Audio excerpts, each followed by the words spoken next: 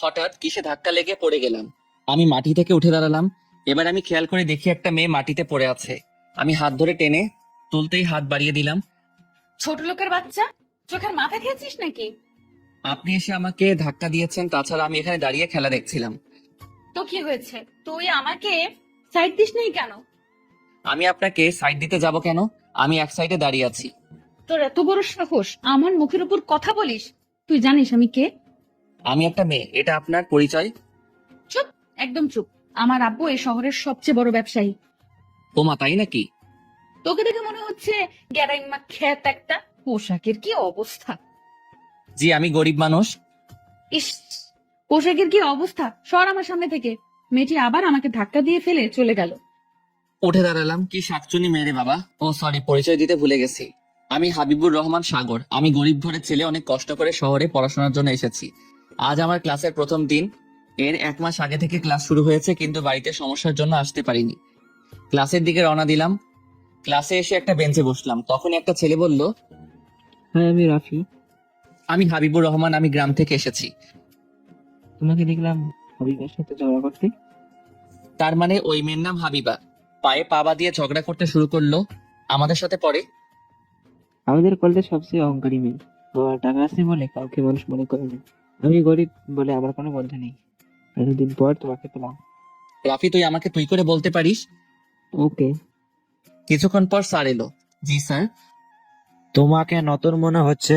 এতদিন কোথায় ছিলে? আমার বাড়িতে একটু সমস্যা ছিল, তার জন্য আমি আমার গ্রামে ছিলাম। ঠিক আছে, আর যেন ক্লাস মিস না যায়। তা তোমার নাম কি? হাবিবুর রহমান সাগর। সবাই আমাকে সাগর বলে ডাকে। পড়ায় মন দাও। ক্লাস শেষ করে আমি রাফি ক্যাম্পাসে দাঁড়িয়ে আছি। এই শয়তান ছেলে, তুই আমার নামে নকল করিস কেন? দেখেন আমি আবার কি করছি। আমার নাম হাবিবা রহমান নদী। হাবিবা তোর নামে নকল করতে যাবে কেন? তোর তো এটাই। তুই চুপ থাক নীলিমা। আচ্ছা, এখন বাড়ি যাওয়ার লেট হয়ে যাচ্ছে। হাবিবা নীলিমা চলে গেল। ধর, কি একটা ঝামেলা। তুই কোথায় উঠেছিস? আমি একটা পাশের মেসে উঠেছি, আর পার্ট টাইম একটা কাজ জোগাড় করছি।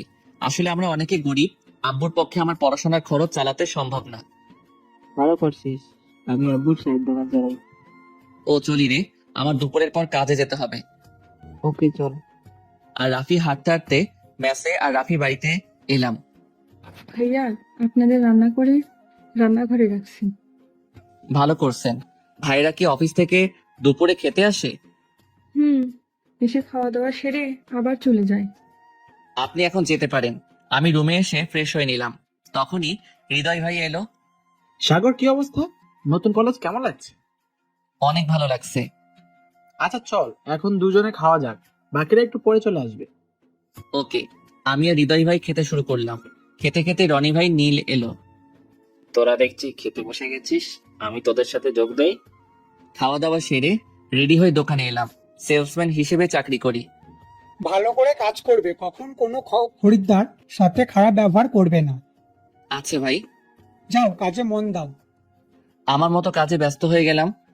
ভাই, আমাকে 1 কেজি আটা আর আধা কেজি চিনি দেন। আচ্ছা ভাই, আপনি একটু অপেক্ষা করুন, আমি আটা আর চিনি খরিদ্দারকে দিলাম। ভাই, কত টাকা হয়েছে? বেশি না, মাত্র 60 টাকা হয়েছে। আপনি ক্যাশ কাউন্টারে টাকা দিয়ে দেন। আচ্ছা। কয়েক ঘন্টা কেটে গেল। হঠাৎ দেখলাম হাবিবা দোকানের সামনে দাঁড়িয়ে আছে। আপনি কি নিবেন? আরে তুই, এই শয়তান ছেলে, এদিকে আয়। আমার জন্য 3টা আইসক্রিম নিয়ে আয়, লিচি ফ্লেভারের। আচ্ছা, আমি আইসক্রিম নিয়ে এলাম। আপনার আইসক্রিম ধরেন। আমি এই আইসক্রিম নেব না। আমি কোন আইসক্রিম নিব? তাড়াতাড়ি আমার জন্য নিয়ে আয়। জি, এখনই নিয়ে আসছি। আমি কোন আইসক্রিম নিয়ে এলাম। এইগুলো আমাকে প্যাক করে দে, আর আমার জন্য একটা পেপসি নিয়ে আয়। কয় লিটারে নিয়ে আসবো? তুই আমাকে জিজ্ঞেস করছিস কয় লিটারের? তোর সাহস তো কম না। সাহসের কি হলো? চুপ, তুই একটা কথা বলবি না। তখনই ম্যানেজার দৌড়ে এলো। কি হয়েছে ম্যাম? আমার কাছে জিজ্ঞেস করছে কয় লিটার পেপসি নিব। কিছু মনে করবেন না, ও নতুন এসেছে। সাগর, 250 মিলি একটা পেপসি দে। ওকে ভাই। আমি পেপসি দিলাম। হাবিবা বিল পরিশোধ করে চলে গেল। তুমি কিছু মনে করো না, এই মেয়ে এখন বাবার টাকা অহংকার দেখায়। আমাদের প্রতিদিনের কাস্টমার। আমাদের দোকানের সামনে যে বাড়ি দেখা যাচ্ছে ওটাই ওদের বাড়ি। তুমি ওর সাথে ভালো ব্যবহার করবে। ওকে ভাই। আমার মতো কাজে ব্যস্ত হয়ে গেলাম। রাতে দোকান থেকে ফিরে এলাম। ছোট ভাই, দোকানের সেলমান, কাজ করতে কোনো সমস্যা হচ্ছে না তো?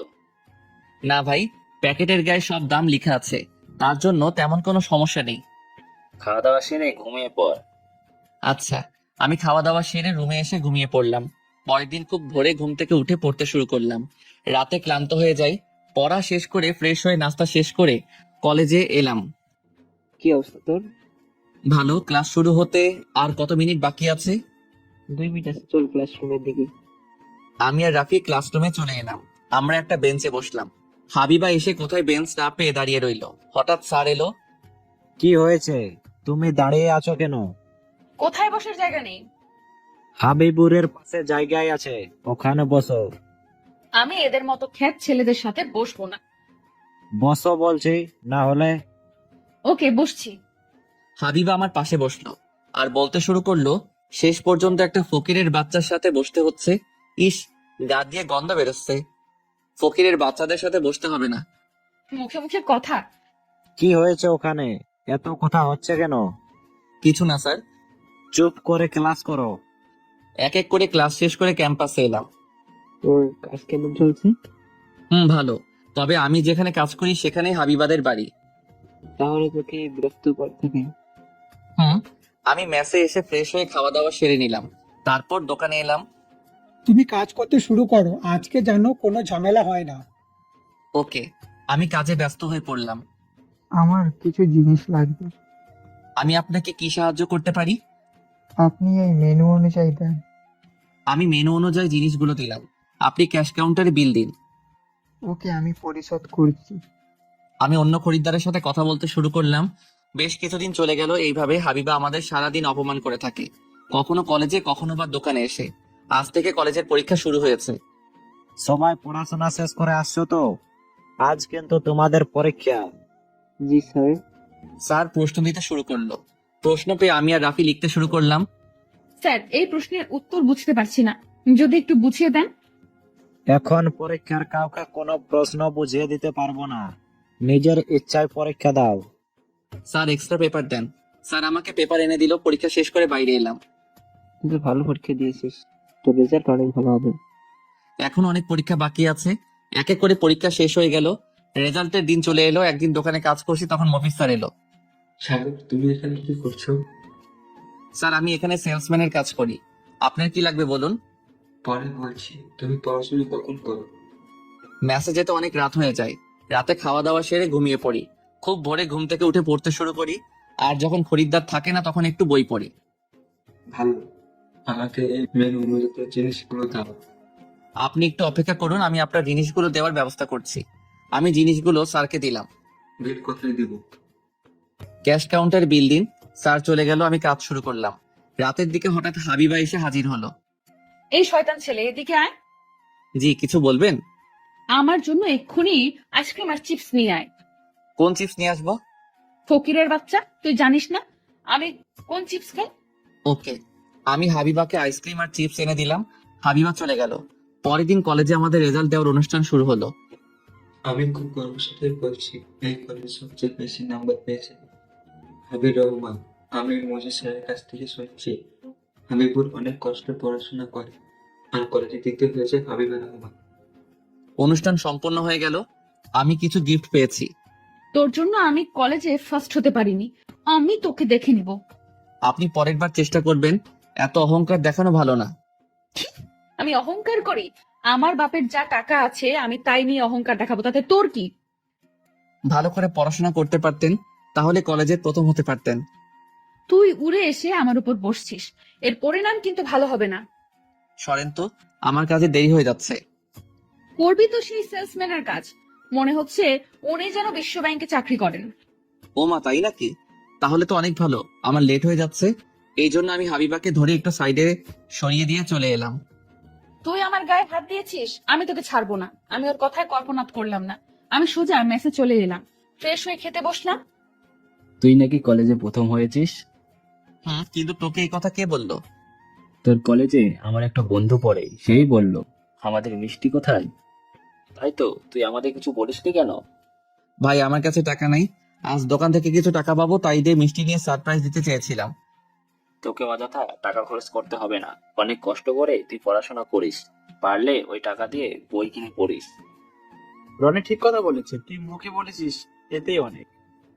আমি তো মজা করছিলাম। আচ্ছা আমি খাওয়া দাওয়া সেরে রুমে এসে একটু বিশ্রাম নিলাম, তারপর দোকানে এলাম। ভাই আমার এই মেনু অনুযায়ী জিনিসগুলো দেন।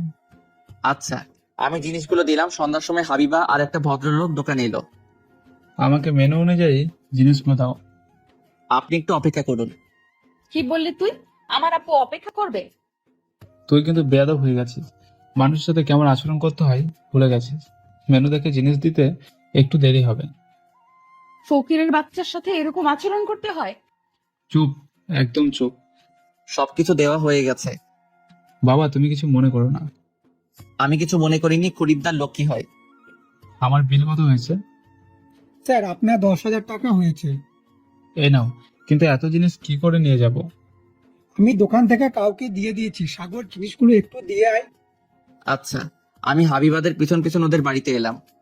রহিম ভাই, এই ছেলে কাছ থেকে নাও জিনিসগুলো। রহিম চাচা আমার কাছ থেকে জিনিসগুলো নিয়ে রাখলো। আব্বু, ওকে কয়টা টাকা দিয়ে দাও, ফকির মানুষ। জি আমার কোনো টাকার দরকার নেই, আমি দোকান থেকে বেতন পাই। তাই বললে হবে না, তুমি টাকা ধরো। আমাকে ছোট করবেন না, আমি নিতে পারবো না। তখনই আরে সাগর, তুমি এখানে কি করছো? একটু কাজে এসেছিলাম, আমি আর কোনো কথা না বলে চলে এলাম। ইভাত, তুমি ওই ছেলেকে চেনো? আঙ্কেল, সাগর আমাদের সাথে পড়াশোনা করে, কলেজে ফার্স্ট বয়। সাগর অনেক গরিব ঘরের ছেলে, গরিব বলে হাবিবা সবসময় অপমান করে। তুই চুপ থাক। কত বড় সাহস, টাকা না নিয়ে চলে গেল, কলেজে আমার জায়গা নিয়েছে। তুই আমার মেয়ে হয়ে সবার সাথে এমন আচরণ করিস, ভাবতে পারছি না। গরিবরা কি মানুষ না? আমি এসে কাজে ব্যস্ত হয়ে পড়লাম। রাতের কাজ শেষ করে বাড়িতে ফিরবো তখন। সাগর তোমার মাসের বেতন নিয়ে যাও। আচ্ছা আমি বেতন নিয়ে মেসে চলে এলাম। এই 2 মাসের বেতন অর্ধেক টাকা বাড়িতে সংসার খরচের জন্য। চাষ করে সংসার চলছে না, এইদিকে স্যার কীটনাশকের অনেক দাম। পরের দিন সকালে কলেজের দিকে রওনা দিলাম। হাঁটতে হাঁটতে রাস্তার পাশ দিয়ে যাচ্ছি, তখন একটা গাড়ি এসে আমাকে ময়লা পানিতে গোসল করিয়ে দিল। গাড়ি দেখে চালাতে পারেন না, তখনই গাড়ি থেকে হাবিবা বেরিয়ে এলো। আমি গাড়ি দেখেই চালাই। ইস, কি দুর্গন্ধ বের হচ্ছে তোর গা থেকে।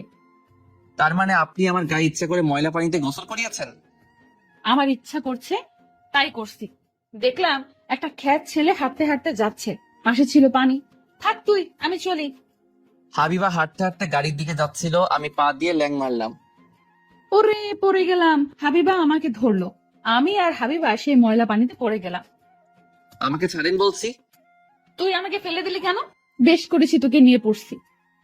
ফাজিল মেয়ে কি করছেন? আমি হাবিবার মুখে কাদা মেরে দিলাম। তবে রে, হাবিবা আমার গায়ে কাদা ছোড়াছুড়ি করতে শুরু করলো। আশেপাশে লোকজন আমাদের এমন অবস্থায় দেখে সবাই হাসাহাসি করছে। আমি উঠে দাঁড়ানোর চেষ্টা করলাম কিন্তু পারলাম না। হাবিবা উঠে দাঁড়িয়ে ঠাস করে পড়ে গেল। আমি হাসতে হাসতে কাদা পানিতে গড়িয়ে গেলাম। কুত্তা, তুই হাসছিস? আমি এখন কিভাবে কলেজে যাব? আমাকে আবার বাড়িতে ফিরে যেতে হবে। আমি আছি মহাবিপদে। এই অবস্থায় রাস্তা দিয়ে হাঁটতে হাঁটতে মেসে গেলে রাস্তার আশেপাশের লোকজন ভূত ভাববে। চুপ কর তুই। আমি অনেক কষ্ট করে কাদা পানি থেকে উঠে পিচ ঢালা রাস্তায় দাঁড়ালাম। থাকেন আপনি, আমি চলি। এই না না, আমাকে আগে টেনে তোল বলছি। আমি হাবিবাকে টেনে তুললাম। হাবিবা গাড়িতে উঠে বসলো, আমি হাবিবার গাড়িতে উঠে বসলাম। হাবিবা বলল, এই শয়তান ছেলে, আমার গাড়ি থেকে নেমে যা বলছি।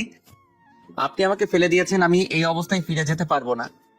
তোর জন্য বাড়িতে গিয়ে পরিষ্কার করতে হবে। হাবিবা রাগে রাগে গাড়ি চালাতে শুরু করলো। আমি ম্যাচের সামনে নেমে পড়লাম। এবার আপনি যেতে পারেন। আমি তোকে দেখে নিব। হাবিবা চলে গেল। আমি ম্যাচে এসে দরজায় টোকা দিয়ে দাঁড়িয়ে রইলাম। নীল দরজা খুললো। ভূত ভূত, হৃদয় ভাইয়া, মেসে ভূত এসেছে, ভূতে আমাকে মেরে ফেললো। নীল, আমি সাগর। হৃদয় ভাইয়া সাগরের মতো কথা বলছে। হৃদয় ভাইয়া তাড়াতাড়ি আসেন। নীল চিল্লাচিল্লি করার পরে অজ্ঞান হয়ে গেল। নীল, এই নীল, তুই মেঝেতে পড়ে আছিস কেন? অজ্ঞান হয়ে গেছে। হৃদয় ভাই, আমি সাগর। আমি কাদায় পড়ে গিয়েছিলাম, নীল আমাকে দেখে ভূত ভেবে অজ্ঞান হয়ে গেছে। সাগর, তাড়াতাড়ি পানি নিয়ে আয়। আমি পানি নিয়ে এসে নীলের চোখে মুখে পানির ঝাপটা দিলাম। নীলের জ্ঞান ফেরার আগে আমি চলে আসলাম। ভাই আমি ফ্রেশ হয়ে আসছি। নীল আবার আমাকে দেখলে জ্ঞান হারাতে পারে। আমি তাড়াতাড়ি ফ্রেশ হয়ে বাইরে এলাম। ততক্ষণে নীলের জ্ঞান ফিরে এসেছে। তোকে দেখে আমি অজ্ঞান হয়ে গেছিলাম। তুই এত কাদা পানিতে ভূতের মতো লাগছিল। আরে বলিস না, তুই হাবিবাকে চিনিস না? হাবিবা আমাকে এই অবস্থা করেছে, আমি ওকে এই অবস্থায় করছি। ভালো করছিস, এখন নীলকে নিয়ে হুজুরের কাছে গিয়ে একটু ঝাড়ফুঁক দিয়ে নিয়ে আয়। ভাই, তার কোনো দরকার নেই। আচ্ছা। আমি রুমে গিয়ে শুয়ে পড়লাম, কিছুক্ষণের মধ্যে ঘুমিয়ে পড়লাম। ঘুম থেকে উঠে খাওয়া দাওয়া সেরে রুমে এসে রেডি, দোকানে এলাম। কি রে, আজ এত তাড়াতাড়ি আসলি যে? ভাই আর বলবেন না, কলেজে যাওয়ার সময় একটা গাড়ি এসে কাদা পানি ছিটিয়ে দিল, তাতেই কলেজ যাওয়া বন্ধ হয়ে গেল। করে হেসে দিলেন। আচ্ছা, তোরা কাজ কর গিয়ে। আমি কাজ করতে ব্যস্ত হয়ে পড়লাম। পরের দিন সকালে ঘুম থেকে উঠে ফ্রেশ হয়ে নাস্তা করে কলেজে গেলাম। কি রে, গতকাল কোথায় ছিলি? মেসে ছিলাম। কেন? তুই তো কলেজ বন্ধ করিস না, মনে হয় তুই গ্রামের বাড়ি গিয়েছিস। আরে না, কলেজ আসার জন্য বের হয়েছি। কিছু দূরে আসার পর হাবিবার গাড়ি এসে আমাকে কাদা পানিতে ভিজিয়ে দিল। আমি ওকেও ছাড়ি নাই। বলিস কি রে, জন্য হাবিবা কলেজে আসনি? আমি আর রাফি রুমের দিকে রওনা দিলাম। দরজার সামনে হাবিবা আটকে ধরলো। তোর জন্য আমি গতকাল কলেজে আসতে পারি নাই। আমার কত বড় ইম্পর্টেন্ট ক্লাস মিস হয়ে গেছে। লে হালু, আমার জন্য তাই না? নিজে যদি আমাকে কাদায় না ফেলতেন তাহলে ক্লাস করতে পারতেন। আমি তোকে দেখে নিব। দেখার কি আছে, সামনেই তো আছি। পা থেকে মাথা পর্যন্ত দেখতে থাকেন। ও, তোরাও না কোনো কিছুতেই কম না। স্যার আসছে ক্লাসে, চল। এইবারের মতো ছেড়ে দিলাম। আরে জানতো, আমি আর কোনো কথা না বলে ক্লাসরুমে ঢুকলাম। সব ক্লাস শেষ করে চা খেতে ক্যান্টিনে এলাম। মামা, আমাদের ভালো করে 2টা চা দেন। আচ্ছা। হাবিবা আমাদেরকে দেখে বলল, ইভা দেখ, আজকাল ফকিরের বাচ্চারাও ক্যান্টিনে আসতে শুরু করেছে। আচ্ছা, তুই একটা কথা বলতো, সাগরের সাথে ঝগড়া না করলে তোর ভালো লাগে না না? কি বলতে চাস তুই? আমি সারাদিন শয়তানের সাথে ঝগড়া করি? কিছু না, চল বাড়িতে যাই। আমি পরে যাব, পারলে তুই এখন যেতে পারিস। কিছু না, চল বাড়িতে যাই। না, একসাথে যাব। মামা, আমাদের জন্য কফি দেন। আচ্ছা। হাবিবারা কফি খেতে শুরু করলো। আমাদের খাওয়া শেষ, বিল বের হয়ে আসবো, তখন হাবিবা পা দিয়ে ল্যাং মারলো। আর আমি ঠাস করে পড়ে গেলাম। পড়ে যাওয়ার ফলে নাক দিয়ে রক্ত বের হতে শুরু করলো। এটা কি হলো? সাগর, আমার হাত ধর। তুই ডাবের হাত ধরে উঠে দাঁড়ালাম। আমি নাক ধরে আছি, আমি ঠিক আছি। এটা তুই কি করলি? সাগরের নাক দিয়ে রক্ত বেরোচ্ছে। আমি বুঝতে পারিনি। তাড়াতাড়ি ডাক্তারের কাছে চল, আমি তোকে ডাক্তারের কাছে নিয়ে যাচ্ছি। রাফি, ওকে তাড়াতাড়ি আমার গাড়িতে নিয়ে আয়। তার কোনো দরকার নেই, রক্ত বের হওয়া কম হচ্ছে না। ইভা আমাকে আর রাফিকে জোর করে গাড়িতে তুলে হাসপাতালে নিয়ে এলো। কিভাবে এই হলো? স্যার, আমি পা পিছলে পড়ে গিয়েছিলাম। নাকের এক্সরে করতে হবে, নাকের হাড় ভেঙে গেছে। কি দেখাতে হবে? স্যার, কত টাকা দিতে হবে? এটি প্রাইভেট হসপিটাল, একটু তো খরচ বেশি। ওষুধ দিয়ে 2000 টাকা পড়বে। আমি এখন এত টাকা পাবো কোথায়? ইভা ক্যাশ কাউন্টারে বিল পরিশোধ করলো। এক্স রে করে ডাক্তার বলল, তোমার নাকের হাড় ভেঙে গেছে, 1 মাস ধরে মাথা নিচু করে বসা যাবে না। নাকের ব্যান্ডেজ করে দিচ্ছি। আচ্ছা। রাফি আর ইভা আমাকে মেসেজ দিয়ে গেল। তোর এই অবস্থা কি করে হলো? পা পিছলে পড়ে গিয়েছিলাম, তার ফলে নাকের হাড় ভেঙে গেছে। দেখে শুনে চলবি তো? এখন বুঝতে পারছিস না? রাতে যখন ব্যথা আর মুখে ফুলে যাবে তখনই বুঝবি। এখন কি করবো ভাবছি। রুমে এসে ফ্রেশ হয়ে খাওয়া দাওয়া সেরে রুমে এসে রেডি হয়ে দোকানে এলাম। তোর এই অবস্থা কেন? আর তুই কাজে না আসতেই পারতিস। পা পিছলে পড়ে গিয়েছিলাম, কাজ না করলে খাবো কি করে? নিচু হয়ে কাজ করার দরকার নেই, উঁচু হয়ে কাজ করবি। আচ্ছা। রাতের বেলা কাজ শেষ করে আস্তে আস্তে প্রচুর পরিমাণে জ্বর চলে আসলো। আমি রুমে এসে শুয়ে পড়লাম। সাগর, তুই এত কাঁপছিস কেন? কই দেখি তোর গায়ে হাত দিয়ে। নীল আমার গায়ে হাত দিয়ে দেখে প্রচুর পরিমাণে জ্বর চলে এসেছে। সাগর, তোর তো গায়ে অনেক জ্বর। সামান্য জ্বর এসেছে, একটু পর ঠিক হয়ে যাবে। তুই খাওয়া দাওয়া সেরে ওষুধ খেয়ে নে, তাড়াতাড়ি সুস্থ হয়ে যাবি। আচ্ছা। আমি খাওয়া দাওয়া সেরে ওষুধ খেয়ে ঘুমিয়ে পড়লাম। মাঝরাতে প্রচুর পরিমাণে জ্বর চলে আসলো। আমি অনেক কষ্ট করে বিছানা থেকে উঠে বাথরুমে গিয়ে মাথায় পানি ঢালতে শুরু করলাম। হঠাৎ বাথরুমে জ্ঞান হারিয়ে পড়ে গেলাম। সকালে ঘুম থেকে উঠে দেখি বড় ভাইরা পাশে বসে আছে। তুই একা একা উঠে বাথরুমে গিয়ে মাথায় পানি দিলি কেন? তুই একটু আমাকে ডাকবি তো? আমি ভোরে ঘুম থেকে উঠে বাথরুমে গিয়ে দেখি তুই বেহুশ হয়ে পড়ে আছিস। তুই ঘুমিয়েছিলি বলে আমি তোকে ডাকি নাই। নাস্তা শেষ করে ওষুধ খেয়ে নিস। ঠিক আছে। আমি ফ্রেশ হয়ে নাস্তা শেষ করে নিলাম, তারপর ওষুধ খেয়ে নিলাম। একটু সুস্থ অনুভব করলাম, তাই রেডি হয়ে কলেজে এলাম। এখন তোর অবস্থা কেমন? একটু ভালো আছি। কি দরকার ছিল কলেজে আসার? আজ কলেজে না আসলে পারতিস। রুমে একা থাকলে বোরিং লাগে, চল ক্লাসরুমে যাই। চল। আমি আর রাফি ক্লাসরুমে এলাম। ইভা আমাকে দেখে এগিয়ে এলো। সাগর, তোর এখন কেমন লাগছে? কেমন আছিস? একটু ভালো, ধন্যবাদ তোকে। সমস্যা নেই। আমি আর রাফি একটা বেঞ্চে বসলাম। কিছুক্ষণ পর ক্লাসরুমে স্যার এলো। সাগর, তোমার নাকে ব্যান্ডেজ কেন? পা পিছলে পড়ে গিয়েছিলাম, এর ফলে নাকের হাড় ভেঙে গেছে। সত্যি করে বলো, তুমি পা পিছলে পড়ে যাও নাই? বুঝলাম না স্যার। প্রিন্সিপাল স্যার একটু পর আসবে। হাবিবা, তোমার বিচার করতে। কেন স্যার? তোমার নামে অভিযোগ আছে, তুমি ইচ্ছা করে সাগরকে ফেলে দিয়েছো। কিন্তু আমি তো কোনো অভিযোগ দেই নাই। ক্যান্টিনে স্যার ছিল, তোমরা খেয়াল করো নাই? হঠাৎ প্রিন্সিপাল স্যার রুমে এলো, সাথে হাবিবার আব্বু। আমি ভাবতে পারছি না তুই এমন কাজ করবি।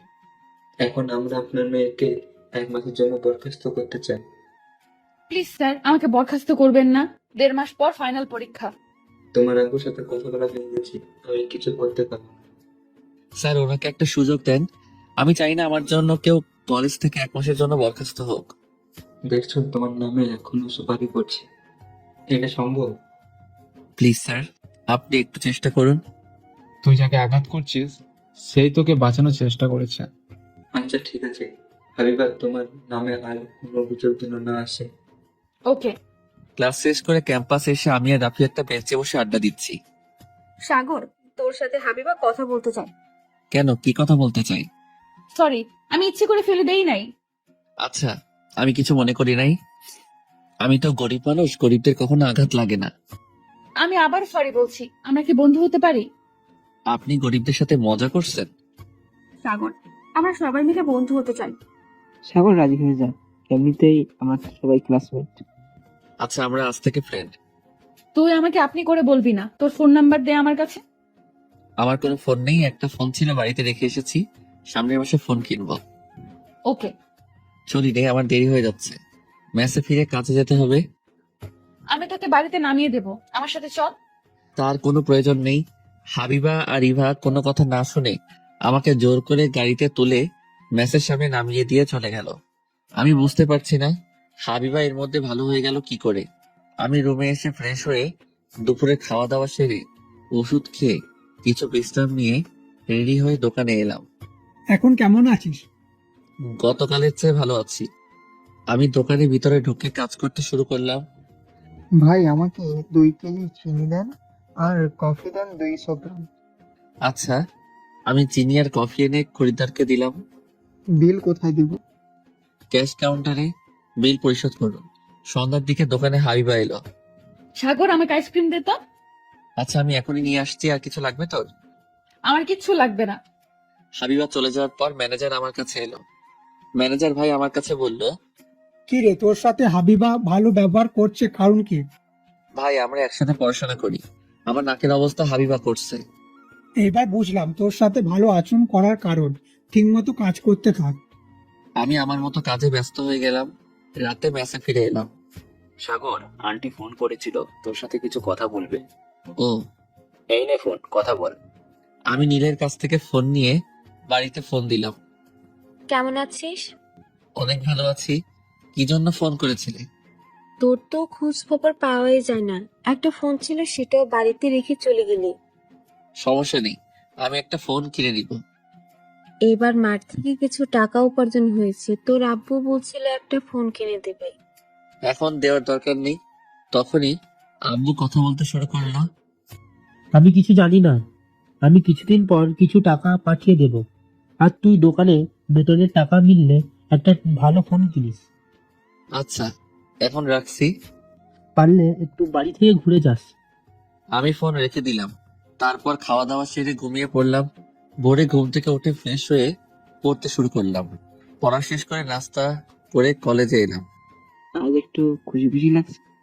হ্যাঁ, আগামীকাল বেতনের টাকা দিয়ে একটা ফোন কিনবো। সে তো ভালো। এর মধ্যে ইভা আর হাবিবা এসে হাজির হলো। কি খবর তোদের? আমরা ভালো আছি, চল সবাই ক্লাসরুমে যাওয়া যাক। তারপর আমরা সবাই মিলে ক্লাস শেষ করে যার যার গন্তব্যে পৌঁছে গেলাম। পরের দিন সকালে কলেজে এলাম। ইভা, আমাকে একটু সাহায্য করবি? কি সাহায্য লাগবে তোর? আসলে আমি একটা ফোন কিনবো। আমি তেমন কোনো সম্পর্কে বুঝি না, তুই যদি একটু সাহায্য করতিস। ওকে চল। ও হ্যাঁ, এই ধর তোর টাকা। এটা কিসের টাকা? আমার চিকিৎসার পিছনে যে টাকা খরচ হয়েছিল সেই টাকা। এটা দেওয়া লাগবে না, আমরা তো বন্ধু, তাই না? কিন্তু কোনো কিন্তু না, চল তোর জন্য ফোন কিনতে যাই। আমরা চারজন মিলে এক মোবাইলের শপে এলাম। মামা, একটা মোবাইল দেখান। ঠিক আছে, কেমন দামের মধ্যে ফোন লাগবে? 5,000 টাকার মধ্যে দোকান। এত কম দামের ফোন আমাদের দোকানে নেই, সব 10,000-এর অধিক রয়েছে। তাহলে আমাদের কিছু করার নেই। সাগর চল ওই দোকানে দেখি। মামা, আপনি মোবাইল দেখান, আমরা মোবাইল নেব। কিন্তু আমার কাছে এত টাকার ফোনের বাজেট নেই। 10,000 টাকা চলে গেল, আমাকে 10 দিন না খেয়ে থাকতে হবে। তোর কাছ থেকে আমি টাকা চেয়েছি, ওরা একটা ফোন পছন্দ করলো। আমি অর্ধেক টাকা দিয়ে দিলাম, আর বাকি অর্ধেক হাবিবা দিল। এত চিন্তা ভাবনা বন্ধ কর, এখন বাড়িতে ফিরে যেতে হবে। হুম। আমি আমার পকেট থেকে সিম কার্ড বের করে মোবাইলে লাগালাম। দে, তোর ফেসবুক সাইন ইন করে দে, আরো কিছু সেট করে দে। আচ্ছা, আমি হাবিবার কাছে ফোন দিলাম, হাবিবা সবকিছু সেট করে দিল। এটা আমার নাম্বার সেভ করে দিয়েছি। তারপর আমরা আড্ডা দিতে দিতে ফিরে এলাম। আমি মেসে এসে বাড়িতে ফোন দিলাম। ফোন কিনেছিস? হুম, তুমি এই নাম্বারে আজ থেকে ফোন দিবে, এটা আমার নাম্বার। ঠিক আছে। আমি ফোন রেখে দিলাম। গোসল করে খাওয়া দাওয়া সেরে কিছুক্ষণ বিশ্রাম নিয়ে রেডি হয়ে দোকানে এলাম। এইভাবে কেটে গেল অনেক দিন। এখন আর হাবিবা আমার সাথে খারাপ ব্যবহার করে না। মাঝে মাঝে আমরা চারজন মিলে কোথাও আড্ডা দিতে যাই। হাবিবার সাথে ফোনে কথা বলা শুরু হয়, কখনো ফেসবুকে, আবার কখনো কলের মাধ্যমে কথা হতে থাকে। হঠাৎ একদিন হাবিবা আমাকে প্রপোজ করে বসলো। এটা অসম্ভব, তোর সাথে আমার যায় না, তুই আমার চেয়ে অনেক ভালো কাউকে পাবি। কিন্তু আমাকে ফিরিয়ে দিস না। আমি জানি তুই গরিব, কিন্তু তুই তো মানুষ। আমি তোর কাছে অনেক আশা নিয়ে এসেছি। তা হয় না, আমি শুধুমাত্র ভালো বন্ধু। আমি কিচ্ছু জানি না, তুই আমাকে ভালোবাসবি এটাই জানি। আমাকে ভুল বুঝিস না, এসব আমার দ্বারা হবে না। তখনই হাবিবা এসে আমাকে জড়িয়ে ধরে কাঁদতে শুরু করলো। আমি হাবিবাকে ছাড়িয়ে দিয়ে একটা থাপ্পড় দিয়ে বললাম, প্লিজ তুই আমাকে একা থাকতে দে। হাবিবা কাঁদতে কাঁদতে বাড়িতে চলে গেল। পরের দিন সকালে ঘুম থেকে নাস্তা শেষ করে কলেজে আসছি, মাঝপথে একটা গাড়ি এসে দাঁড়ালো। গাড়ি থেকে ইভা বের হয়ে এলো।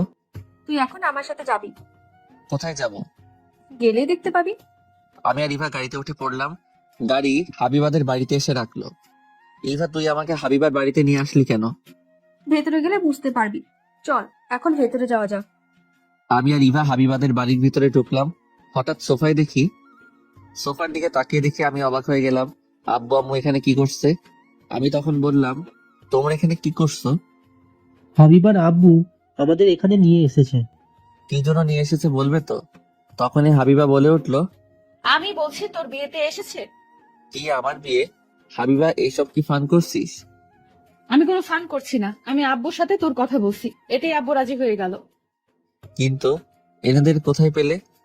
তোর ফোন থেকে নাম্বার নিয়েছিলাম। এর মধ্যে হাবিবার আব্বু এলো। কি সাগর, বিয়েতে রাজি তো? আমি বিয়েতে রাজি না, আমার পড়াশোনা এখনো শেষ হয়নি। সেটা আমি দেখবো। প্লিজ আমাকে বিয়ে করতে বলবেন না। হাবিবা শুধু আমার বন্ধু, এছাড়া কিছু না। আন্টি, আপনি কিছু বলেন। আমার মা নেই, আজ থেকে আপনি আমার আম্মু। মা, আমি কি বলবো? আপনি একটু বোঝান ওকে, আমি ওকে ছাড়া বাঁচবো না। সাগর, তুই রাজি হয়ে যা, হাবিবা কিন্তু অনেক জেদি। ঠিক আছে, আমাদের এই বিয়েতে কোনো আপত্তি নেই, এখন সাগরের মতামত নিলেই ভালো হয়। প্লিজ বাবা, তুমি রাজি হয়ে যাও। আমি হাবিবার সব ইচ্ছা পূরণ করেছি। বাবা, তুই রাজি হয়ে যা। সবার জোরাজোরিতে আমি অবশেষে রাজি হয়ে গেলাম। 2 দিন পর তোমাদের বিয়ে। আমি আর কোনো কথা না বলে চুপচাপ হাবিবাদের বাড়িতে বেরিয়ে এসে মেসে এলাম। কিরে, তোকে এমন লাগছে কেন? আমি বুঝতে পারছি না কি করব। আমার বিয়ে হাবিবার সাথে? কি, তুই কি পাগল হয়েছিস? ওর সাথে বিয়ে? সবার জোরাজোরিতে রাজি হয়েছি, সবাইকে ডেকে দাওয়াত দিলাম। আমরা এখনো বিয়ে করতে পারলাম না, তুই আমাদের আগেই বিয়ে করছিস? আমার কিছু বলার নেই। বুঝতে পারছি তোকে জোর করে বিয়ে দিচ্ছে, কিন্তু আমরা বাড়িতে বলেও বিয়ে দিচ্ছে না। আমি একটু হাসলাম। আমি দুপুরে খাওয়া দাওয়া সেরে দোকানে এলাম। কি খবর ভাই, ডুবে ডুবে জল খাচ্ছিস? ভাবলে আমি জানতে পারবো না? ভাই আমি কিন্তু বুঝলাম না। হাবিবা তোর সাথে তোর সম্পর্ক ছিল, তার জন্য তোদের বিয়ে হচ্ছে। আমার কোনো বিয়ে করার ইচ্ছা নেই, কিন্তু জোর করে বিয়ে দেওয়া হচ্ছে। আব্বু আম্মুকে নিয়ে এসেছে হাবিবা। আচ্ছা কাজ কর তাহলে। আমি দোকানের ভিতরে ঢুকে কাজ করতে শুরু করলাম। কাজ শেষ, মেসে ফিরে এলাম। তখনই হাবিবার ফোন এলো। কি করো এখন? দোকান থেকে মেসে এসে শুয়ে আছি। আব্বু আম্মু কোথায়? আমাদের বাড়িতে আছি। খাইছো? না, একটু পর খেতে বসবো। আগামীকাল আমার সাথে দেখা করবে? আমার কলেজ আছে। বিয়ের পর কলেজে গিয়ে কি হবে? সকালে আমি তোমার জন্য তোমার মেসের সামনে অপেক্ষা করব। চেষ্টা করব।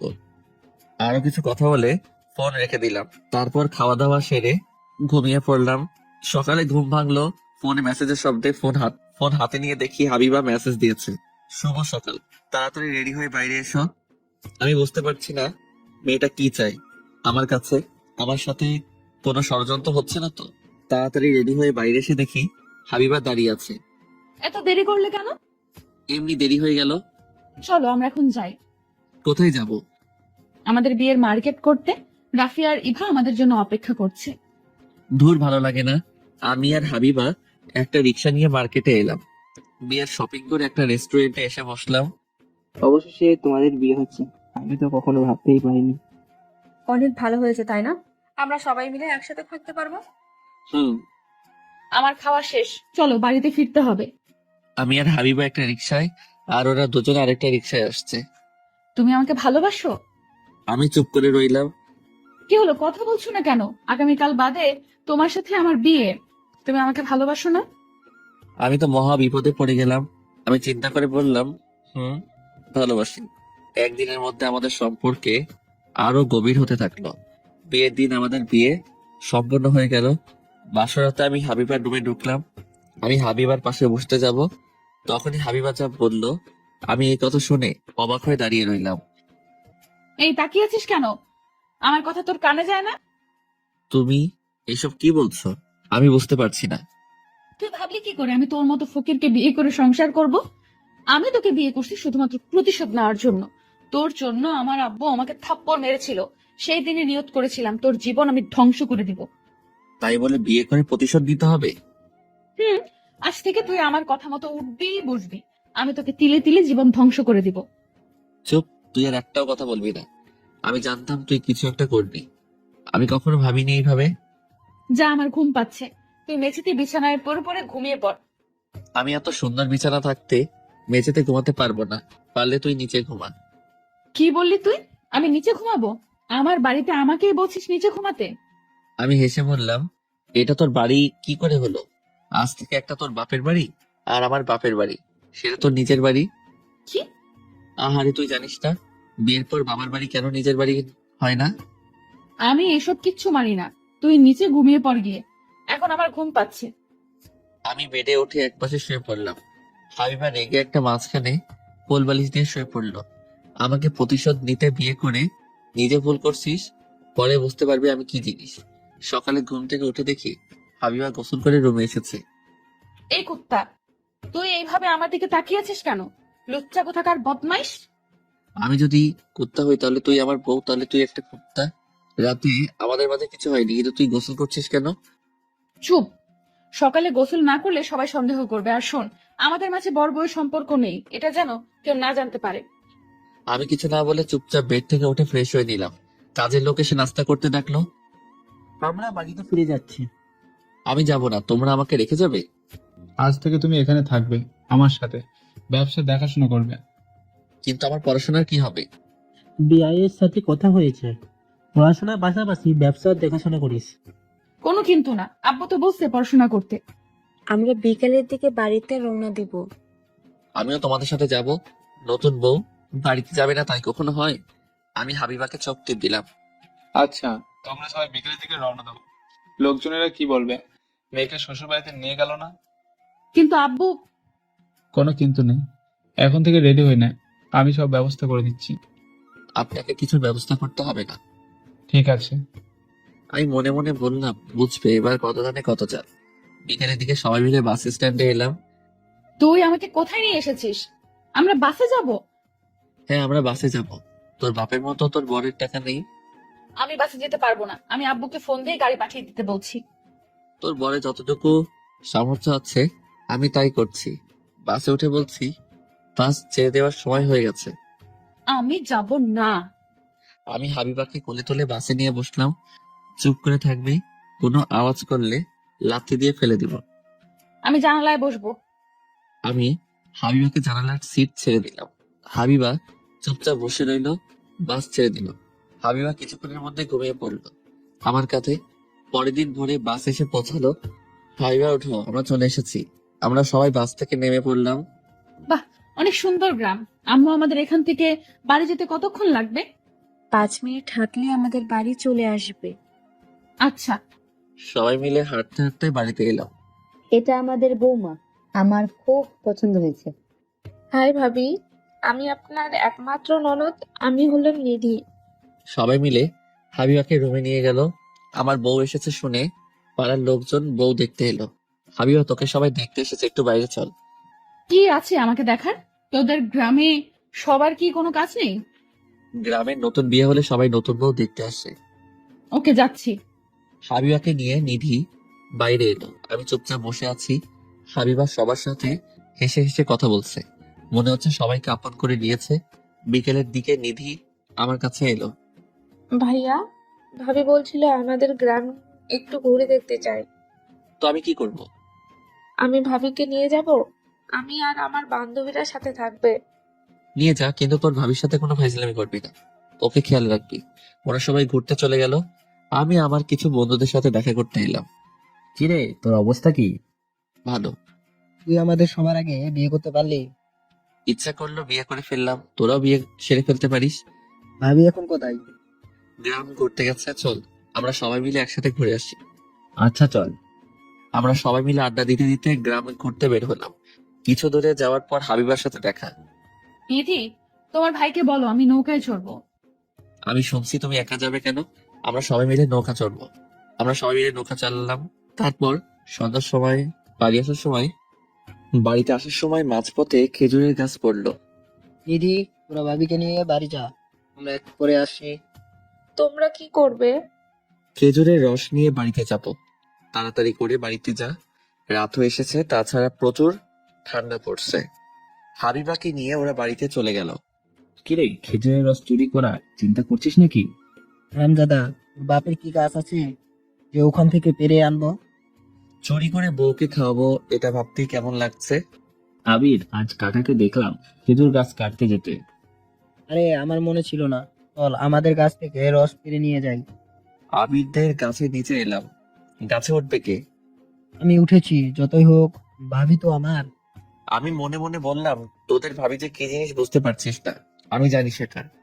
কিরে, ওঠ। আবির গাছে উঠে খেজুরের রস পরে নিচে আনলো। আমরা তিনজন মিলে রস খেয়ে ভাড় আবার ঠিক মতো করে বসিয়ে দিয়ে এলো। একবার রস নিয়ে বাড়িতে এলাম। কিরে, তোর রস কোথা থেকে পেলি? সত্যি করে বল। জি, বিশ্বাস করেন, এটা আমাদের গাছের রস। ঠিক আছে, বিশ্বাস করলাম। তোর আব্বু বাড়িতে এসে বলছিল বোমার জন্য খেজুর রস পেরে আনতে। ভালোই তো হলো। আমি গ্লাসে করে রস নিয়ে রুমে এলাম। হাবিবা একা একা বসে আছে। এই নে খেজুরের রস। আমি এসব খাই না, আমার ভালো লাগছে না, আমি বাড়িতে যাব। বাড়িতে যাবি মানে? এটা তোর বাড়ি এখন থেকে। রস খেয়ে নে, টাটকা রস, গাছ থেকে পরে নিয়ে আসছি। আমি জোর করে খাইয়ে দিলাম।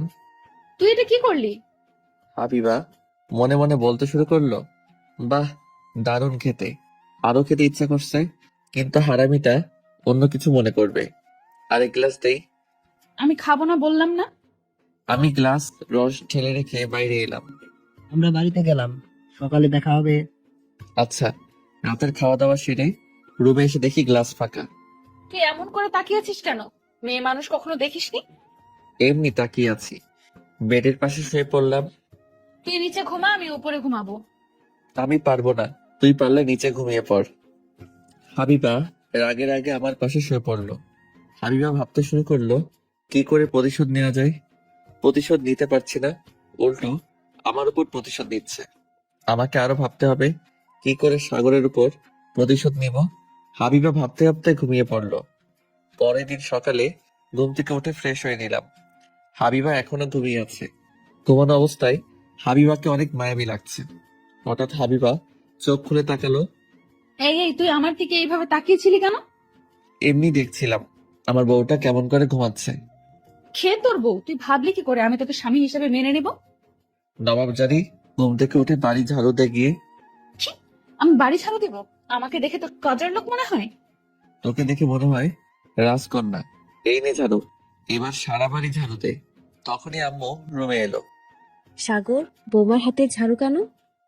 দেখো না আম্মু, আপনার ছেলে আমাকে ঘুম থেকে উঠিয়ে জোর করে ঝাড়ু ধরিয়ে দিয়েছে আর বলেছে সারা বাড়িতে ঝাড়ু দিতে। কি, তোর এত বড় সাহস? বৌমা, ঝাড়ুটা দাও তো। আমি রুম থেকে দৌড়ে বের হয়ে এলাম। আম্মু, আপনার ছেলে আমাকে একদমই দেখতে পারে না, আমাকে শুধু বকা দেয়। আচ্ছা, হচ্ছে তোর ব্যবস্থা। তুই বেড থেকে নেমে আয়, হাত মুখ ধুয়ে নে, তোর নাস্তা দিচ্ছি। আচ্ছা। হাবিবা হাত মুখ ধুয়ে নাস্তা করতে বসলো। ভাবি, ঢাকা দেখতে কেমন? অনেক বড় বড় দালান কোটা। তুমি আমার সাথে যাবে? এই তো সুযোগ, এই সুযোগ হাতছাড়া করা যাবে না। আমি তোমাকে ওখানে ভালো স্কুলে ভর্তি করিয়ে দিব। ভাইয়া রাজি হবে না। তোমার ভাইকে রাজি করানোর দায়িত্ব আমার উপর। আম্মু, আমি নিধিকে নিয়ে যেতে চাই। তাই বলে কি হয় মা? আমি এসব কিচ্ছু জানি না। আমি নিধিকে নিয়ে যাব, তার কিছুদিন পর তোমাদের এখান থেকে নিয়ে যাব। তাহলে অনেক ভালো হবে।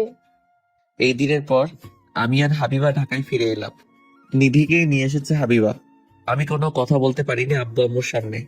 আমি দোকানে এলাম। আমি ভাবলাম তুই আমার কাজে আসবি না। ভাই, আমি গরিব মানুষ। আমার শ্বশুর ধনী, কিন্তু আমার কি করার আছে? লোকজন খারাপ হয়ে কিছু ভাববে তো। আমার কিছু যায় আসে না। আমাকে বলছিল ব্যবসা সামলাতে। তোর ইচ্ছা কি করবি সেটাই। আমি আমার মতো কাজে ব্যস্ত হয়ে পড়লাম। কাজ শেষ করে শ্বশুর বাড়িতে এলাম। কোথায় ছিলি এতক্ষণ? আমি দোকানে কাজে ব্যস্ত ছিলাম। তুই চাইলে আমি কালকে মেসে ফিরে যাব। মেসে ফিরে যাবি মানে? আমি ঘর জামাই হিসেবে থাকতে পারবো না। তুই আমাকে খেলার পুতুল মনে করিস। খেলা শেষ হয়ে গেলে ফেলে দিলাম। তাছাড়া তুই কি? আমি তোকে যেমন নাচাবো তেমনি নাচতে বাধ্য। তুই নিধিকে কেন নিয়ে আসছিস? নিধি তো এখন থেকে আমার হাতিয়ার। তুই এত খারাপ, আমাদের মাঝে নিধিকে নিয়ে আসলি? নিধি তোর কি ক্ষতি করেছে? নিধি কোনো ক্ষতি করিনি। যদি তুই আমার কথা না শুনিস তাহলে নিধির ক্ষতি হবে। আমি চুপচাপ বসে রইলাম। রাতে না খেয়ে শুয়ে পড়লাম। নিচে গিয়ে ঘুমা। আজ থেকে তুই নিচে ঘুমাবি। আমি হাবিবার কথা মতো নিচে বিছানা পেতে শুয়ে পড়লাম। আমি ভাবতে পারছি না হাবিবা নিধিকে নিয়ে কি করতে চাই। আমি ভাবতে ভাবতে ঘুমিয়ে গেলাম। এইদিকে হাবিবা মনে মনে বলছে, কাজ হয়েছে। এখন থেকে নিধির ক্ষতির কথা বললেই সাগর আমার সামনে বিড়াল হয়ে থাকবে। আমি প্রতিশোধ নিতে পারবো। আমার বোন নেই, নিধি আমার বোনের মতো। আমি অতটা খারাপ না। আমি শুধু তোর উপর প্রতিশোধ নিব। পরের দিন সকালে ঘুম থেকে উঠে নাস্তা করছি। শ্বশুর আব্বা বলে উঠলো, তাড়াতাড়ি রেডি হয়ে নাও, অফিসে যেতে হবে। আজ বড় একটা প্রজেক্ট উপস্থাপন করা হবে। আমি চুপ করে রইলাম। কি হলো? কোনো কথা বলছো না কেন? তাড়াতাড়ি নাস্তা শেষ করে রেডি হয়ে নাও। তোমরা বের হলে আমি নিধি বের হব। নিধিকে নিয়ে কোথায় যাবে? নিধিকে স্কুলে ভর্তি করে আমরা মার্কেটে যাব নিধির জন্য শপিং করতে। আমি কোনো কথা না বলে চুপচাপ রুমে এসে রেডি হয়ে নিলাম। আমি জানি হাবিবা এখন কেন এই কথা তুললো। তারপর নিচে এসে আমি আর শ্বশুর আব্বা অফিসে চলে এলাম। ভাবি, আমি কি এখন রেডি হয়ে নিব? কিছুক্ষণ পর হাবিবা আর নিধি বাড়িতে থেকে বের হয়ে একটা বড় স্কুলে এলো। তোমাদের কি চাই? স্যার, আমি আমার ননদকে স্কুলে ভর্তি করাতে চাই। কোন শ্রেণীতে ভর্তি করাবে? 10ম শ্রেণীতে ভর্তি করাতে চাই। 10ম শ্রেণীর ভর্তির সময় পার হয়ে গেছে। তাছাড়া আমাদের স্কুলের সিট খালি নাই। একটু বোঝার চেষ্টা করে দেখেন, হয়ে যাবে। আমাদের কাছে ভর্তির কাগজপত্র আছে। বললাম তো হবে না, কথা কানে যায় না। ভাবি থাক না, অন্য স্কুলে ভর্তি হব। তুই চুপ থাক। স্যার, আপনি আমাকে চেনেন না, আমি কে? কে তুমি? তোমাকে চিনতে হবে। আমার আব্বুর নাম রহমান সাহেব। আমি চাইলে কি করতে পারি জানেন? আমার বাবার টাকায় স্কুল চলে। সরি মা, তোমাকে আমি চিনতে পারিনি। তোমার আব্বু আমাদের স্কুলে অনেক অনুদান প্রদান করে। রহমান সাহেব আমাকে ফোন দিয়ে বলেছিল তার মেয়ের ননদকে ভর্তি করাবে। আমাদের একটাই সিট ছিল। আমি চিনতে না পেরে এমন করছি। তুমি তোমার আব্বুকে কিছু বলো না। আমি কিছু বলবো না, নিধিকে শুধু ভর্তি করিয়ে নেন। আচ্ছা, পেপারগুলো দাও। কিছুক্ষণের মধ্যেই ভর্তির কাজ মিটিয়ে হাবিবা আর নিধি মার্কেটে এলো। এইদিকে আমি অফিসে এলাম। সবাই শোনো, আজ থেকে আমার জামাই আমার সাথে অফিসে দেখাশোনা করবে। সপ্তাহে 3 দিন অফিস করবে, আর বাকি 4 দিন অফিসে আসবে না। পড়াশোনার জন্য কলেজে যাবে। আব্বা, আমি তো অফিসের কাজ বুঝতে পারবো না। স্যার, আপনাকে চিন্তা করা লাগবে না, আমরা সবাই অনেক কাজ শিখিয়ে দেব। কোনো কাজে সমস্যা হলে আমাকে বলবে, আমি তোমাকে বুঝিয়ে দেব। এখন মিটিং এ চলো সবাই। আমরা সবাই মিলে মিটিং রুমে এলাম। আমাদের এমন ভাবে কাজ করতে হবে যেন দ্বিতীয়বার কোনো কাজে হাত দেওয়া না লাগে। স্যার, একটা আমাদের সাথে ডিল হয়েছে, আমরা যেন তাদের কাজ ভালোভাবে সম্পন্ন করি। আমাদের অফিসে কোনো যেন বদনাম না হয়। জামাই বাবা, তুমি কিছু বলো। হ্যাঁ, তার সাথে আমাদের প্রত্যেক কাজ নিজের কাজ মনে করতে হবে। আপনারা সবাই এই অফিসের অংশ, নিজের দায়িত্ব পালন করতে হবে। কাজে ভুল হলে কোম্পানি নয়, নিজেদের গায়ে লাগবে। বাহ স্যার, সুন্দর বক্তব্য, আমরা আপনার সাথে একমত। ঠিক বলেছো তুমি। আমি চাই তুমি এই নতুন প্রজেক্টের দায়িত্ব নাও। কিন্তু আমি তো নতুন, আমি কি পারবো? স্যার, আপনি পারবেন। আমরা আপনার সাথে আছি। আমি তো আছি, কোনো ভয় নেই। তুমি এই পেপার সাইন করো। আচ্ছা, আমি সাইন করে দিলাম। প্রজেক্টের দায়িত্বে নিয়োজিত হয়ে মিটিং শেষ করে বাইরে এলাম। স্যার আসুন, আমি আপনার রুমে দেখিয়ে দিই। ওকে, চলুন। আমি রুমে এসে চেয়ারে এসে বসলাম। তারপর কিছু নাস্তার জন্য অর্ডার করলাম। স্যার, আমি মনি। আমি এই অফিসের পিয়ন। যা কিছু লাগবে আমাকে বলবেন। এই নিন আপনার নাস্তা। ধন্যবাদ আপনাকে। অফিস শেষ করে বাড়িতে এলাম। রুমে এসে ফ্রেশ হয়ে নিধিকে ডাকলাম। ভাইয়া কি বলবি বল। তোর কোনো সমস্যা হচ্ছে না তো? সমস্যা হলে আমি তোকে গ্রামে রেখে আসবো। না, আমার কোনো সমস্যা হচ্ছে না। আমি স্কুলে ভর্তি হয়েছি, আর ভাবি আমাকে অনেক কিছু কিনে দিয়েছে। ও, নিধি চলে গেল। আমি ছাদে এসে আম্মুর কাছে ফোন দিলাম, কিন্তু ফোন ব্যস্ত বলছে। কিছুক্ষণ পর ফোন ঢুকলো। কেমন আছিস? ভালো। তার আগে বলো, এতক্ষণ ধরে কার সাথে কথা বলছিলে? বৌমা ফোন করেছিল। আমি বৌমার সাথে কথা বলছিলাম নিধিকে ভালো একটা স্কুলে ভর্তি করিয়ে এসব। আমার শরীর কেমন আছে খোঁজ নিচ্ছিল। ও আচ্ছা, তাহলে রাখছি। আমি ফোন কেটে দিলাম আর ভাবতে শুরু করলাম, হাবিবা নিজে থেকে আম্মুর কাছে ফোন দিয়েছে। আমার তো বিশ্বাস হয় না। হাবিবা সবাইকে দেখতে পায়, কিন্তু আমাকে সহ্য করতে পারে না। রাতের খাওয়া দাওয়া সেরে রুমে এসে বেডে শুয়ে পড়লাম। তখনই হাবিবা এসে দিল একটা লাথি। এই কুত্তার বাচ্চা, আমার বেড থেকে ওঠ বলছি। তো সাহস তো কম না।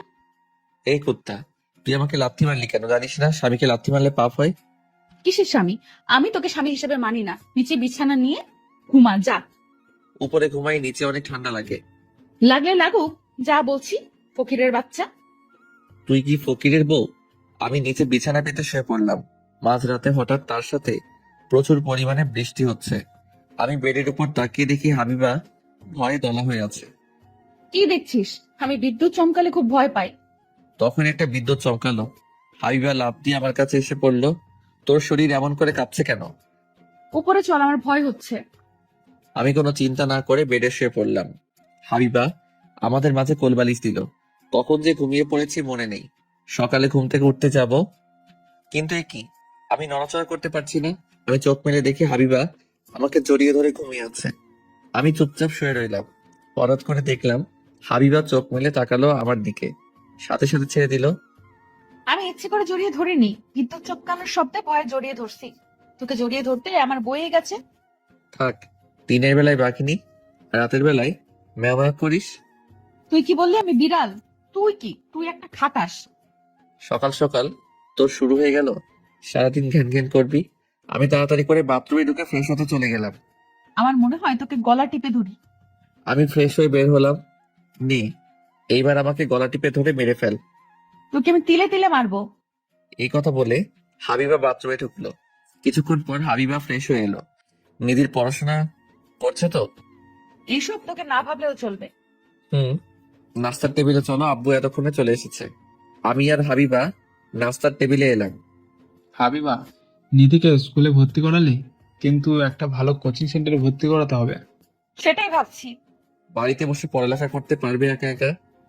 তুই জামাইয়ের কথা শুনিস না। নিধিকে একটা ভালো কোচিং সেন্টারে ভর্তি করে দিয়ে আসবি। তোমার চেনা জানা কোনো কোচিং সেন্টার থাকলে সেখানে দাও। আমি খাওয়া দাওয়া সেরে রুমে এসে রেডি হতে এলাম। অফিসে যাব কিন্তু তেমন জামা প্যান্ট নেই, দুইটা আছে একটু নতুনের মতো। জামা প্যান্ট পরে আমি আর শ্বশুর আব্বার গাড়ি করে অফিসে রওনা দিলাম। আমি তো স্কুল ঠিক মতো চিনি না, আমি কি করে যাব? তোর কোনো চিন্তা নেই, আমি আছি। তোর স্কুল আর আমার কলেজ এক জায়গায়, গাড়িতে করে যাব আর গাড়িতে ফিরবো। যা এবার রেডি হয়ে নে। আচ্ছা। তারপর ওরা রেডি হয়ে চলে গেল। এইদিকে আমরা অফিসে চলে এলাম। ম্যানেজার সাহেব, আমাদের কাজ কেমন চলছে? স্যার ভালো চলছে। ওকে। আমি আবার রুমে বসে অনেকগুলো ফাইল দেখতে শুরু করলাম।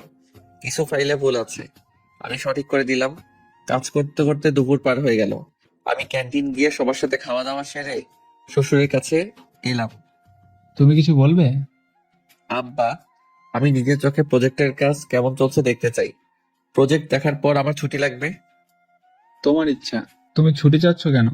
এটা তোমার অফিস, তুমি যখন খুশি তখন আসবে। তা হয় না আব্বা। আচ্ছা, ছুটির পর কোনো কাজ? একটু মার্কেটে যেতাম কিছু কেনাকাটার জন্য। ওকে ওকে। আমি রুম থেকে বের হয়ে এলাম, অফিসে গাড়ি নিয়ে কাজ দেখতে এলাম। রহিম ভাই, আপনার কাজ কেমন চলছে? ভালোই হয়েছে, চলুন আমি আপনাকে ঘুরিয়ে দেখাই। চলুন। আমি কাজ দেখে গাড়ির কাছে এলাম। স্যার চলুন, আপনি অফিসে চলে যান, আমার কাজ আছে। আমি একেবারে বাড়িতে ফিরবো। ড্রাইভার গাড়ি নিয়ে চলে গেল। আমি রাফিকে ফোন দিলাম। তোর তো খোঁজ পাওয়া যায় না। হাবিবাকে দেখলাম আজ করে আসতে। একটু কাজে ব্যস্ত। তুই এখন কোথায় আছিস? দোকানে যাচ্ছি। থাক, আমি আসছি। আমি একটা রিক্সায় নিয়ে রাফিকে নিয়ে মার্কেটে এলাম। তখনই শ্বশুর আব্বার ফোন এলো। তুমি তো চলে গেলে, আমার মনে ছিল না তোমার কাছে টাকা নেই। টাকা নিয়ে গেলে না? আব্বা, আমার কাছে কিছু টাকা আছে, এতে কেনাকাটা হয়ে যাবে। আচ্ছা। আমি আর রাফি মার্কেটে জামা প্যান্ট দেখছি, হঠাৎ ইভাকে দেখলাম। তুই এখানে কি করছিস? আমার জন্য মার্কেট করতে এসেছি। আমি হাবিবা আর নিধি। ও আচ্ছা, সাগরের জামা কাপড় পছন্দ করে দে। আমি করতে পারবো না, হাবিবাকে বল। কি হয়েছে, তুমি এখানে কি করছো? তেমন জামা কাপড় নেই, তাই কেনাকাটা করতে এসেছি। তারপর হাবিবা একটা জামা প্যান্ট পছন্দ করলো। আমি ক্যাশ কাউন্টারে বিল পরিশোধ করতে এলাম। আপনার 15,000 টাকা বিল হয়েছে। কিছু কম নেন। ছাড় দিয়ে 15,000 টাকা। আমি পকেট থেকে বের করে দেখি 10,000 টাকা আছে। এই টাকায় আমারই চলতে হবে। যদি এই টাকা খরচ করলে আমি কি করবো সারা মাসে? কি হয়েছে, বিল দাও। আমার কাছে টাকা কম পড়ছে। আমি দিচ্ছি। তোমার কাছে আবার কবে টাকা থাকলো? থাক, দেওয়া লাগবে না, আমি কিছু জামা কাপড় বাদ দিচ্ছি। তার দরকার নেই। হাবিবা সব বিল পরিশোধ করলো। আমি কিছু বললাম না। জানি বলে কোনো লাভ নেই। একটা রেস্টুরেন্টে এসে খাওয়া দাওয়া সেরে আমি বিল পরিশোধ করে বাড়িতে এলাম। নিধি, যা তোর রুমে গিয়ে পড়াশোনা কর। রেজাল্ট খারাপ হলে খবর আছে। আচ্ছা। তোর কোচিং সেন্টারে কি করে যাবি? ভাবি ড্রাইভারকে বলেছে আমি যখন খুশি গাড়ি নিয়ে বের হতে পারবো। তাছাড়া আমাকে একটা গাড়ি দিবে বলেছে। আচ্ছা। আমি ভাবলাম নিধিকে সবকিছু দিচ্ছে, কিন্তু আমি কিছু বলেই আমার উপর নির্যাতন শুরু। হঠাৎ হাবিবা এসে আমাকে বলল, খেতে চল, সবাই তোর জন্য অপেক্ষা করছে। খেয়ে আমাকে উদ্ধার কর। যে আমি আসছি। আমি খাবার টেবিলে এলাম, একটা চেয়ার টেবিল টেনে বসলাম। কাল আমাদের অফিসে এই প্রজেক্ট নিয়ে কিছু উপস্থাপন করতে হবে। আচ্ছা।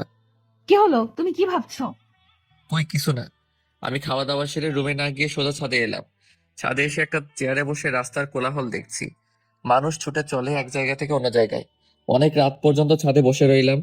ছাদ থেকে নেমে রুমের সামনে এসে দেখি রুমের ভিতর থেকে দরজা লাগানো। আমি দরজায় ধাক্কা দিলাম বেশ কিছুক্ষণ ধরে, কিন্তু হাবিবা দরজা খুললো না। আমি ফোন দিলাম। কি হয়েছে, তুই দরজা ধাক্কা দিচ্ছিস কেন? আর এত রাতে আমাকে ফোন দিয়েছিস কেন? আমি রুমের ভিতরে যাব, আমার ঘুম পাচ্ছে। যেখানে ছিলি সেখানেই ঘুমা গিয়ে। আমি দরজা খুলবো না। তুই যদি আরেকবার বিরক্ত করিস তোর খবর আছে। কিন্তু আমি কোথায় ঘুমাবো? হাবিবা কিছু না বলে রাগে রাগে ফোন কেটে দিল। আমি নিচে এসে সোফায় শুয়ে পড়লাম। প্রচুর ঠান্ডা পড়ছে। আমার কাছে কিছু নেই। আমি ঘুমিয়ে পড়লাম। সকালে ঘুম ভাঙলো শ্বশুর আব্বার ডাকে। তুমি এখানে ঘুমিয়ে আছো কেন? আসলে আব্বা, রাতের বেলায় পানি খেতে এসেছিলাম। সোফায় বসে পানি খাচ্ছিলাম, হঠাৎ ঘুমিয়ে পড়িয়েছি। যাও ফ্রেশ হয়ে নাস্তা করেছো। আমি রুমে এসে ফ্রেশ হয়ে নিলাম। মজা নিচ্ছিস আমার সাথে? রাতে ঠান্ডায় জমে গেছি। বাহ, খুব ভালো হয়েছে। গরিবদের শীত বলে কিছু নেই। দেখিস না এত রাতেও তারা রাস্তায় ঘুমিয়ে পড়ে। আমি গরিব, এটাই আমার পরিচয়। শোন, মানুষের টাকা থাকলে কিন্তু সুখী হয় না। আমি সুখ টাকা দিয়ে কিনবো, আমার বাপের টাকা আছে। এত অহংকারী হওয়া ভালো না। টাকা তোমার আব্বু আছে, কিন্তু তোমার পরে ততটুকু সামর্থ্য নেই। তুই আমার কিসের স্বামী? আমি তোকে মানি না। আমি যা বলবো তাই করবি। থাকিস তো ঘর জামাই। আমি কিছু না বলে নাস্তা টেবিলে এলাম। এইভাবে কেটে গেল কয়েক মাস। হাইবার জন্মদিন চলে এলো, সারা বাড়ি সাজানো হলো। কিরে, আর কত সময়? দেখা যাক বাড়ি কতদূর সাজানো যায়। এদিকে একটা ফুল দিয়ে সাজালে অনেক সুন্দর লাগে। আচ্ছা, আমি আর রাফি ফুল সাজানো শেষ করলাম। রাতের দিকে হাবিবা কেক কাটলো। আব্বু হা করো। আমাকে কেন? জামাইকে আগে দে। তুমি খাও। তারপর হাবিবা তার আব্বুকে খাইয়ে দিল। হাবিবা এক এক করে সবাইকে খাইয়ে দিল, কিন্তু আমাকে দিল না। আমি কিছু মনে করিনি। এটা কি হলো? তোকে কেক দিল না? আরে আমি কেক খাই না, এই জন্য আমাকে খেতে দেয়নি। তুমি আত্মীয় স্বজনদের খাওয়া দাওয়ার দিকে একটু খেয়াল করো। আচ্ছা। আমি লোকজনকে খাইয়ে দিলাম। পার্টি শেষ করে আমি খেতে বসলাম।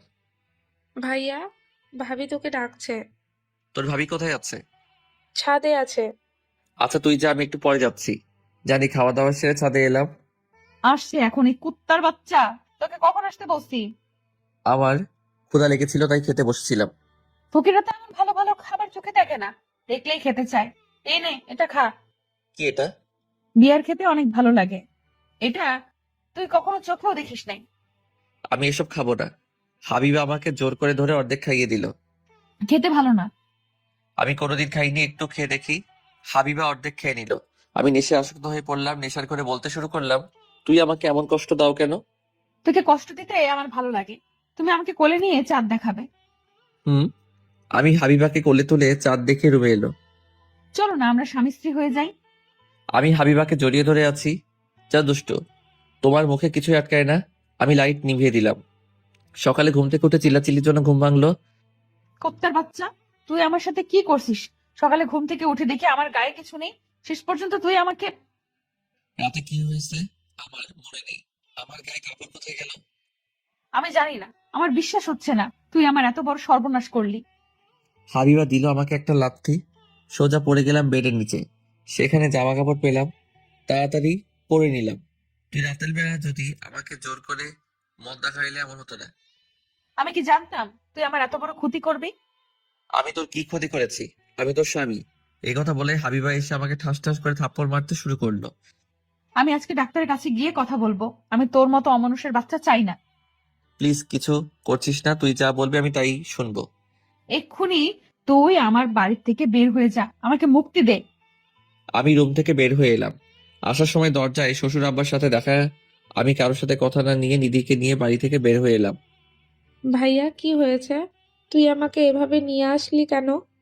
আমি গরজামে হিসেবে থাকতে পারবো না। তুই চুপচাপ আমার সাথে চল। শহরে অনেক খোঁজাখুঁজি করে একটা বাসা পেলাম। তারপর আব্বু আম্মুকে বাড়ি থেকে আসতে বললাম। কিছুদিনের মধ্যে একটা ভালো চাকরি জোগাড় করে নিলাম। এর মধ্যে শ্বশুর অনেক অনুরোধ করছে বাড়িতে ফিরতে, কিন্তু আমি আর ফিরবো না। এইদিকে কিছুদিন পর হাবিবা ডাক্তারের কাছে এলো। পরীক্ষা নিরীক্ষা করে বুঝতে পারছি আপনি মা হতে চলেছেন। আমি এই বাচ্চা নিব না। আপনি 3 মাস পর আমাদের কাছে আসেন, তখন আমরা বাচ্চা নষ্ট করব। ওকে। 3 মাস পার হয়ে গেল, আমি কোনোদিন হাবিবার খোঁজ নেইনি। হাবিবার সাথে আব্বু আম্মুর কথা হয়। বাচ্চা নষ্ট করার সময় চলে এলো। তুই এটা কি করতে চাইছিস? আমি করছি, চল। আঙ্কেল বললো তুই নাকি বাচ্চা নষ্ট করতে চাস। দেখ, সাগরের সাথে মিটিয়ে নে ঝামেলা। না, আমি বাচ্চা নষ্ট করব না। দেখ না, আমার দুষ্টু বাবুটা আমাকে লাথি মারছে। রাতে আমাকে অনেক জ্বালাতে থাকে। ও মা, তাই নাকি? ভালো করছিস। বাচ্চা নষ্ট করলে কিন্তু আল্লাহ তোকে ক্ষমা করবে না। আমি নিজেকে সবসময় কাজের মধ্যে ডুবে রাখি। অনেক কষ্টের পর একটা ভালো চাকরি জোগাড় করা কম সহজ উপায় না। রাতের খাওয়ার টেবিলে বসে আছি। অনেকদিন হলো বৌমার সাথে রাগারাগি করিস, এখন মিটমাট করে নিলেই হয়। দেখো আম্মু, হাবিবার কথা আমার সামনে বলবে না। তুই তো কিছুই বলিস না। কি হয়েছে তোদের দুজনের মধ্যে? আমাদের কাউকে ওই বাড়িতে যেতে দিস না। ভাই, জানিস আমার না একটা ভাইপো হবে। তো আমি কি করব? সারাদিন কাজ শেষে বাড়িতে এসেও শান্তি নেই। বৌমাকে একটু দেখে আসি আমরা। খবরদার ওই বাড়িতে যাবে না। আমি ভাত না খেয়ে উঠে চলে এলাম রুমে। আমি হাবিবাকে ভালোবাসি, কিন্তু তার অহংকারের জন্য আমি বলতে চাই না। যে মা তার নিজের বাচ্চাকে নষ্ট করার কথা বলে, তাকে আমি সহ্য করতে পারি না। তখনই রাফির ফোন এলো। কিরে কেমন আছিস? এই তো ভালো আছি, তোদের খবর কি? চলছে কোনো রকম, পরীক্ষার সময় এসে গেছে। দেখলাম তো, কাল গিয়ে ফর্ম পূরণ করে আসবো। ঠিক আছে। আমি ফোন রেখে ঘুমিয়ে পড়লাম। সকালে ঘুম থেকে উঠে ফ্রেশ হয়ে নিলাম, তারপর রেডি হয়ে নাস্তা শেষ করে বাড়িতে বের হলাম কলেজের উদ্দেশ্যে। কিছুক্ষণের মধ্যে চলে এলাম। কি অবস্থা তোর? ভালো, তাড়াতাড়ি চল, লাইনে দাঁড়াতে হবে। হুম। তখনই হাবিবা আর ইভা এসে হাজির হলো। আমি ওখান থেকে সোজা চলে এলাম। ইভা অনেকবার ডেকেছিল কিন্তু আমি উত্তর দেইনি। কিরে তুই এমন করে চলে আসলি কেন? এমনি আমার ভালো লাগছিল না। আমি অহংকারীদের সহ্য করতে পারি না। জানি না তোদের দুজনের কবে মিল হবে। আমি পরীক্ষা পেপার জমা দিয়ে চলে এলাম বাড়িতে। দুপুরে খাওয়া দাওয়া সেরে নিলাম। এইবার রুমে এসে শুয়ে পড়লাম। হঠাৎ ফোন বেজে উঠলো। তাকিয়ে দেখি ইভা ফোন দিয়েছে। তুই তখন অমন করে চলে গেলি কেন? আমার ইচ্ছা হয়েছে তাই। তুই আজ আমার সাথে সন্ধ্যায় দেখা করবি। আমার সময় নেই। আমি কিছু জানতে চাই না। আমি বলছি তুই আমার সাথে দেখা করবি, এটাই ফাইনাল। ইভা ফোন কেটে দিল। আমার এই সবকিছু ভালো লাগছে না। সন্ধ্যায় ঘুম থেকে উঠে ফ্রেশ হয়ে ইভার সাথে দেখা করতে এলাম। তোদের মধ্যে কি হয়েছে আমাকে একটু খুলে বলতে শুনি। আমাদের মধ্যে কি হবে? কিছু হয়নি। ফাজলামি করিস না। তুই বাড়ি থেকে চলে গেলি কেন? হাবিবার সাথে ভালো সম্পর্ক ছিল তোর। দেখ, ওই অহংকারী মেয়ের কথা আমার সাথে বলবি না। আমার সাথে বন্ধুত্ব বিয়ে করেছে আমার উপর প্রতিশোধ নেওয়ার জন্য। ভালো করে বুঝিয়ে বলতে শুনি। শোন তাহলে। আমি এক এক করে সব কথা ইভার সাথে বললাম। আমি বুঝতে পারছি না, সামান্য থাপ্পড় মেরেছিল তার জন্য তোর ওপর প্রতিশোধ নিতে হবে? আসলে ও টাকার জন্য অন্ধ হয়ে গেছে। সব তো শুনলি, তুই বল আমি ওই বাড়িতে কি মুখ নিয়ে যাব? সব দোষ আমার। সেদিন তোকে জোর করে না নিয়ে আসতাম তাহলে এমন হতো না। আমি তোর জীবনটা নষ্ট করে দিলাম। আরে ধুর, এটা আমার কপালে লেখা ছিল। আমি কিছু মনে করিনি। বেবিটা কেমন আছে? বেবি অনেক ভালো আছে। ডাক্তারের কথা মতো চলছে হাবিবা। আচ্ছা, আমি উঠি, আমার কাজ আছে। ওকে। আমি রেস্টুরেন্টের বাইরে এসে একটা রিকশা নিয়ে বাড়িতে এলাম। আমি তোর খাবার বাড়ছি, এসে খেয়ে যা। আমি বাইরে থেকে খেয়ে আসছি, তোমরা খেয়ে নাও। আমি রুমে এসে শুয়ে পড়লাম। আমার শ্বশুর মাঝে মাঝে আমার কাছে ফোন করে খোঁজ খবর নেয়। সবার সাথে হাবিবার কথা হয় কিন্তু আমায় চুরি করে। এইভাবে কিছুদিন চলে গেল। হঠাৎ একদিন আমি অফিসে কাজ করছি, তখন শ্বশুর আব্বা ম্যানেজারের ফোন এলো। স্যার, আপনি এখন ইবনের সিনা হাসপাতালে চলে আসছেন। বড় স্যারের হার্ট অ্যাটাক করেছে। আমি এখনই আসছি। আমি অফিস থেকে বের হয়ে সোজা হাসপাতালে এলাম। ডাক্তার, আমার শ্বশুর এখন কেমন আছে? অনেক ভালো আছে। তিনি অনেক চিন্তা করে, যার ফলে এটা হয়েছে। আমি কি এখন দেখা করতে পারি? জি, দেখা করতে পারেন। আমি রুমে ঢুকলাম, দেখলাম হাবিবার চোখে পানি। শ্বশুরের পাশে বসে আছে। আমাকে দেখে বাইরে বের হয়ে এলো। আব্বা, এখন কেমন লাগছে? তুমি আসছো বাবা? আমি আর পারছি না। আমি তোমার জীবন নষ্ট করে দিলাম। আব্বা, এসব কথা কি বলছেন? বাবা, তুমি আমার কথা রাখবে? বলেন শুনি, কিন্তু আমাকে বাড়িতে ফিরে যেতে বলবেন না। আচ্ছা, বাড়িতে ফিরতে বলবো না। আমি অফিস সামলাতে পারছি না। আমার অনেক বয়স হয়ে গেছে। তুমি অফিসে বসো। তোমার হাত ধরে বলছি। হাত ধরে আমাকে ছোট করবেন না, আমি আপনার কথা মেনে নিলাম। শুনে আমি একটা শান্তি পেলাম। এবার শান্তিতে মরতে পারবো। এইসব বাদ দেন, আপনার বিশ্রাম নেন। আমি বাইরে যাচ্ছি।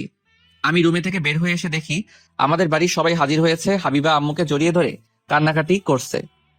তোর শ্বশুরকে কেমন দেখলি? আগের চেয়ে অনেক ভালো আছে। তোমরা কি করে জানলে? হুম, হচ্ছে। থাক, বলতে হবে না। কে বলেছে আমি বুঝতে পারছি। কিছুদিন পর শ্বশুরকে হাসপাতাল থেকে বাড়িতে পাঠিয়ে দিলাম। আমি চাকরি ছেড়ে দিয়ে শ্বশুরের কথা মতো অফিস দেখাশোনা করতে শুরু করলাম। এইসব কেটে 2 মাস। হঠাৎ খবর এলো শ্বশুর আব্বা আবার অনেক শরীর খারাপ থাকে, হাসপাতালে নেওয়া হয়েছে। আমি তাড়াতাড়ি করে হাসপাতালে এলাম। রুগী আপনার সাথে এ কথা বলতে চাই। রুগীর অবস্থা খারাপ। আচ্ছা। আমি রুমে ঢুকলাম, এসে শ্বশুর আব্বা পাশে বসলাম। ডাক্তার বলেছে আমি বাঁচবো না। তুমি আমার মেয়েকে দেখে রেখো। আমি চাই তুমি আমার মেয়েকে মানুষ বানিও। আব্বা, আমি চেষ্টা করব। কিছুক্ষণ পর শ্বশুর আব্বা মারা গেল। সন্ধ্যার দিকে মাটি দেওয়ার কাজ সম্পন্ন করে আমি বাড়িতে এলাম। আব্বু আম্মু আর নিধি ওই বাড়িতে রয়ে গেল। অফিসে 2 দিনের ছুটির ঘোষণা করে দিলাম। সকাল থেকে কিছু খাওয়া হয়নি। খাওয়ার জন্য বাড়ির বাইরে যাওয়ার দরজা খুলেছি, তখনই দরজা খুললো। দেখি রাফি দাঁড়িয়ে আছে, হাতে টিফিন ক্যারিয়ার। আমি বললাম, তুই এখানে? ভিতরে চল, তারপর বলছি। ও আয় ভিতরে। আমি আর রাফি ভিতরে এসে সোফায় বসে পড়লাম। আম্মু তোর জন্য কিছু খাবার পাঠিয়েছেন। সারাদিন তুই কিছুই খাস নাই। ভালো করছিস। আমি বাইরে খেতে যাচ্ছিলাম, তখনই তুই চলে এলি। তুই খাবার টেবিলে বস, আমি খাবার বেড়ে দিচ্ছি। আমি টেবিলে বসলাম। রাফি খাবার বাড়তে শুরু করলো। এত খাবার আমি একা খেতে পারবো না। তুই আমার সাথে খেতে বস। ঠিক আছে, আমরা দুজন খাওয়া দাওয়া সেরে সবাই এসে বসলাম। তোর তো কোনো চাকরি নেই। আমি অনেক চেষ্টা করেছি, কিন্তু তোর চাকরির ব্যবস্থা করতে পারি নাই। থাক, সমস্যা নেই। তুই আমাদের অফিসে একটা চাকরি কর। আমি জানি তোর বাড়ির অবস্থা কেমন। দেখ, তুই এইসব কথা বলবি না। তুই এর আগেও বলেছিস তুই শ্বশুরের অফিসে চাকরি করতে, কিন্তু আমি না করে দিয়েছিলাম। এই কারোর করুণা চাই না। আমি কিছু জানি না, তুই 2 দিন পর অফিসে এসে জয়েনিং করবি। আঙ্কেলের অবস্থা ভালো না। সেটা ঠিক, কিন্তু কোনো কিন্তু না। আমরা আরো কিছুক্ষণ গল্প করলাম। রাফি বাড়ি চলে গেল। আমি নিধির কাছে ফোন দিলাম। বল ভাইয়া। তোরা খাওয়া দাওয়া করছিস? করেছি। তুই কিছু খাইছিস? শোন, তোরা থাক। নিধি বুঝতে পেরে বলল, ভাবিকে জোর করে আম্মু খাইয়ে দিয়েছে। তাড়াতাড়ি খেয়ে ঘুমিয়ে পড়, আগামীকাল বাড়িতে চলে আসবি। আমরা বাড়িতে যাব না। ভাবিকে এই অবস্থায় রেখে আব্বু কাউকেই বাড়িতে যেতে দিবে না। চুপ, বাড়িতে চলে আসবি। আমি ফোন রেখে ঘুমিয়ে পড়লাম। সকালে ঘুম থেকে উঠে ফ্রেশ হয়ে নাস্তা করতে হোটেলে এলাম। একটা ছেলে আমার দিকে এলো। ভাই, আপনার কি লাগবে? সকালে নাস্তায় কি কি আছে? রুটি, পরোটা, ভুনা খিচুড়ি। আপনাকে কি দেব? ভুনা খিচুড়ি দাও। কিছুক্ষণ পর অর্ডার চলে এলো। আমি খেতে শুরু করলাম। খাওয়া দাওয়া সেরে বিল পরিশোধ করে বাড়িতে এলাম। দুপুরে খাওয়ার জন্য কিছু রান্না করছি, তখনই আম্মুর ফোন এলো। শোন, বলছিলাম ওই বাড়িতে এসে খেয়ে যা। বোমার তো ওই অবস্থায় রেখে আমরা বাড়িতে যেতে পারছি না। অসম্ভব, আমি ওই বাড়িতে যেতে পারবো না। আমি দরকার হলে নিজে রান্না করে খাবো। যা ইচ্ছা কর গিয়ে। আমি ফোন রেখে রান্না শেষ করে গোসল করে খেতে বসলাম। খাওয়ার পর রুমে এসে শ্বশুরের কথা ভাবতে ভাবতে ঘুমিয়ে পড়লাম। বিকেলে ঘুম থেকে উঠে ফ্রেশ হয়ে রাফিদের দোকানে গেলাম। রাফি একটা ভালো করে চা দে। ঠিক আছে, কিন্তু তোকে এমন লাগছে কেন? এখন নিজের রান্না নিজে করতে হবে, বাড়িতে কেউ নেই। চিন্তা করিস না, আইবার সহ বাড়িতে চলে আসবে। ও কি করতে আসবে? ওই বাড়িতে একা একা থাকবে কি করে? যদি কোনো সমস্যা হয়। বাদ দে এইসব কথা। এইভাবে কেটে গেল 2 দিন। আব্বু আম্মু বাড়িতে এসেছে, কিন্তু নিধি ওই বাড়িতে থাকবে হাবিবাকে দেখাশোনার জন্য। আমি অফিসে বসে আছি। স্যার, আসবো? বলুন। স্যার, ম্যাম ফোন করে বললেন তার 2 লাখ টাকা দরকার। ফোন করে বলুন টাকা দেওয়া যাবে না, তাছাড়া টাকা কি করবে? সেটা আমি কি করে জানবো? আমি যেটা বললাম আপনি সেটাই বলবেন। আমি আমার মতো কাজে ব্যস্ত হয়ে গেলাম। এইদিকে হাবিবাদের উকিল দেখা করতে এলো। আঙ্কেল, আপনি কিছু বলবেন? তোমার বাবা সম্পত্তির দলিল করে গেছেন। নিশ্চয়ই আমার নামে করে গেছে। তোমার নামে করে যান নাই, কি? তাহলে কার নামে করেছে? তোমার স্বামীর নামে করে গেছেন। তুমি অফিস থেকে প্রতি মাসে 10,000 টাকায় নিতে পারবে, এর বেশি নয়।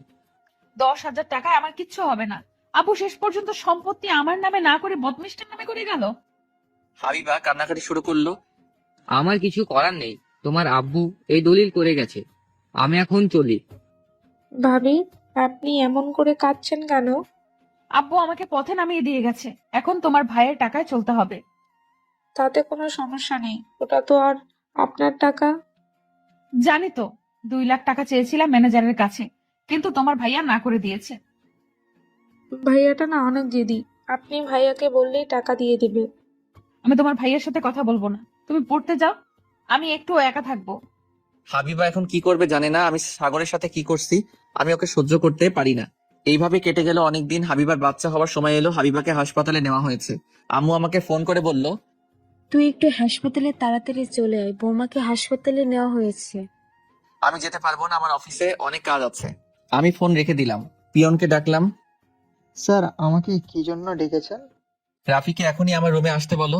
পিয়ন চলে গেল। কিছুক্ষণের মধ্যে রাফি এলো। হ্যাঁ, বল। তুই আমার গাড়ি নিয়ে সোজা হাসপাতালে চলে যা। হাবিবাকে হাসপাতালে নেওয়া হয়েছে। তুই যাবি না? দেখ, এখনো রেগে থাকিস না। আমার কাজ আছে, তুই তাড়াতাড়ি যা। এই কিছু টাকা নিয়ে চলে যা। রাফি চলে গেল। আমি কাজ বন্ধ করে চুপচাপ বসে রইলাম। হাবিবাকে দেখতে যেতে ইচ্ছা করছে, আমার বাচ্চা কেমন হয়েছে দেখতে। এর মধ্যে রাফি হাসপাতালে এসে শুনলো হাবিবার ছেলে হয়েছে। আব্বু আমাকে ফোন দিল। তোর ছেলে হয়েছে? ভালো। আমি রাফির কাছে টাকা পাঠিয়েছি, হাসপাতালে সবাইকে মিষ্টি কিনে দাও। আচ্ছা। আমি ফোন রেখে দিলাম, তখনই ম্যানেজার এলো। স্যার, আপনার ছেলে হয়েছে, অফিসে সবাই মিষ্টি খেতে চাইছে। আপনি মিষ্টি নিয়ে আসার ব্যবস্থা করুন, তারপর সবাইকে মিষ্টি দিবেন। Okay sir. আমার ইচ্ছা করছে দৌড়ে হাসপাতালে গিয়ে আমার ছেলেকে দেখে আসি। আমার মনটা শুধু ছেলের কাছে পড়ে আছে। আমি অফিসে বসে থাকতে পারলাম না, তাড়াতাড়ি অফিস থেকে বের হয়ে সোজা হাসপাতালে এলাম। আমাকে হাসপাতালে আসতে দেখে সবাই অবাক হয়ে গেল। আমি অনেক খুশি হয়েছি তুই আসছিস। আমার ছেলে কেমন আছে? অনেক ভালো আছে, তুই রুমে গিয়ে দেখে আয়। না, আমি যাবো না, তুই আমার ছেলেকে একটু বাইরে এনে দে। তোর ভেতরে গেলে কি হচ্ছে? বেবি ভাবের পাশেই শুয়ে আছে। তুই চুপ থাক। ইভা, তুই আমার কাছে এনে দে না। ওকে, যাচ্ছি। কিছুক্ষণ পর আম্মু আর ইভা রুম থেকে বের হয়ে আমার কাছে এলো। আমার ছেলে কোথায়? তুই ভেতরে না গেলে তোর ছেলেকে এখানে নিয়ে আসবো না। আম্মু, আমি দেখে চলে যাব, আমার অফিসে অনেক কাজ পড়ে আছে। আমার কিছু করার নেই। আব্বুকে দেখছি না। আব্বু আর রাফি ভাইয়া মিষ্টি আনতে গেছে। তুই ভেতরে যা, ভাবি অনেক বদলে গেছে এই কয় মাসে। আমি চুপ করে রইলাম। দেখ সাগর, তুই ওকে ক্ষমা করে দে। তোর ছেলে হয়েছে, তার জীবন নষ্ট করিস না। দেখ বাবা, আর অশান্তি করিস না। মেয়েটা অনেক কষ্ট পেয়েছে তোর সাথে খারাপ ব্যবহার করে। কে বলেছে ওর কষ্ট হচ্ছে? আমার জীবনটা তো নষ্ট করে দিয়েছে। আমি চুপচাপ দাঁড়িয়ে রইলাম। হঠাৎ ভিতরে থেকে বাচ্চার কান্না শব্দ শুনতে পেলাম। এক দৌড়ে রুমে এসে হাবিবার পাশ থেকে আমাদের ছেলেকে কোলে তুলে নিলাম। কান্না বন্ধ করলো আমার কোলে উঠে। কি হয়েছে বাবা, কাঁদছো কেন? আমি দেখো চলে এসেছি। আমি বাচ্চাকে নিয়ে বাইরে এখানে ওখানে ঘুরে বেরিয়ে হাবিবার পাশে শুয়ে দিয়ে চলে আসবো, তখনই কোথায় যাচ্ছ? আমি তোমার ছেলেকে একা বড় করতে পারবো না। তাহলে আমার কাছে দিয়ে দাও, আমি নিয়ে যাই। তোমার বড় করার দরকার নেই, তুমি আমার বাচ্চাকে মেরে ফেলতে চেয়েছিলে। আমি আমার বাচ্চাকে দেবো কেন? আমি আমার বাচ্চাকে অনেক ভালোবাসি। সেই দিন আমি রাগে রাগে বলেছি, তুমি আমার দিকে ফিরে দেখো। ভালোবাসা। প্লিজ আমাকে ক্ষমা করে দাও। আমি তোমার সাথে খারাপ ব্যবহার করে এখন বুঝতে পারছি আমাদের বাচ্চার ভালোর জন্যই আমরা এক হয়ে যেতে পারি না। আমি তোমার পায়ে পড়ি। আমি ঘুরে হাবিবার দিকে তাকালাম। হাবিবা আমাকে জড়িয়ে ধরে কাঁদতে শুরু করলো। তুমি আমার ছেলের ছাড়া আমার এই পৃথিবীতে আর কেউ নেই। আমি তোমার সাথে অনেক অন্যায় করেছি। আমি চুপ করে রইলাম। কি হলো? তুমি কথার উত্তর দিচ্ছ না কেন? তখনই সবাই রুমে এলো। ভাইয়া, ভাবিকে ক্ষমা করে দে। সাগর, আমি আর তোর কাছে কোনোদিন অনুরোধ করব না, তুই ওকে ক্ষমা করে দে। হাবিবার ভুল বুঝতে পেরেছে, এই জন্য তোর কাছে মাপ চাইছে। দেখ বাবা, কোনো মানুষ যদি অন্যায় করে হাত ধরে ক্ষমা চাই তাহলে কিন্তু ক্ষমা মাফ হয়ে যায়। ঠিক আছে, ক্ষমা করে দিলাম। আমার ছেলের দিকে চেয়ে এরপর কোনো ভুল করলে তার কোনো ক্ষমা নেই। হাবিবা আর কোনো ভুল করবে না। কি হাবিবা, তাই তো? আমি আর কোনো অন্যায় করব না। আমি আবার আমার ছেলেকে কোলে তুলে নিলাম। তারপর সবাই মিলে নাম রাখলাম আদিউর রহমান আদি। আমাদের মাঝে আবার ভাব হয়ে গেল। কিছুদিন পর হাবিবাকে বাড়িতে আনলাম, নিজের ভাড়া করা বাড়িতে। দেখ বাবা, এটা অনেক ছোট বাড়ি, আমাদের সমস্যা হচ্ছে এ বাড়িতে। বলছিলাম কি, তোর শ্বশুর বাড়িতে ওইভাবে ফেলে রেখে বাড়িতে চল। বৌমা কিছু বলতে পারছে না। আমরা আগামীকাল ওই বাড়িতে যাব। বাড়ির মালিকের সাথে কথা বলে এই বাড়ি ছেড়ে দিয়েছি। ভালো করছিস। আমি সবাইকে বলে দিচ্ছি সবাই জিনিসপত্র গুছিয়ে রাখে। আমি রুমে এসে দেখি হাবিবার পাশে আদি নেই। ছেলে কোথায়? বাবা, এত দরদ আমার যখন আদি পেটে ছিল তখন কোথায় ছিলে? নিধি নিয়ে গেছে। তখন ছিল, আমি খোঁজ খবর নিতাম। মিথ্যা কথা, কবে নিয়েছো আমার খোঁজ? আসলে তোর খবর নেই নাই, আদির খবর নিতাম। ভালো করছো। জানো, আদি পেটে থাকতে আমাকে শুধু পেটে লাথি মারতো। কি বদমাইশ। একদম আমার ছেলেকে বদমাইশ বলবে না, নিজে তার চেয়ে বেশি বদমাইশ। হ্যাঁ, এখন তো শব্দ সামার। কিছুক্ষণ পর নিধি আদিকে আমার কাছে দিয়ে গেল। কি হয়েছে বাবা, তুমি চুপচাপ আছো কেন? তোমার আম্মুর মতো হয়েছো? শব্দ সামার। রাতের বেলায় খাওয়া দাওয়া সেরে আদিকে মাঝখানে রেখে ঘুমিয়ে পড়লাম। পরের দিন সকালে ঘুম থেকে উঠে ফ্রেশ হয়ে নাস্তা করে গাড়িতে জিনিসপত্রগুলো তুলে দিয়ে হাবিবাদের বাড়িতে এলাম। হাবিবা এবার খুশি, আমরা আজ থেকে এখানে থাকবো। আমি অনেক খুশি। আমার অনেক স্মৃতি জড়িয়ে আছে এই বাড়িতে। আই লাভ ইউ বাবুর আব্বু। আই লাভ ইউ টু বাবুর আম্মু। চলতে শুরু করলো আমাদের এক নতুন অধ্যায়। ভালোবাসার কখনো ধনী গরিব দেখে হয় না। ভালোবাসা নিয়ে যারা অভিনয় করে তারা কখনোই কাউকে ভালোবাসে নাই।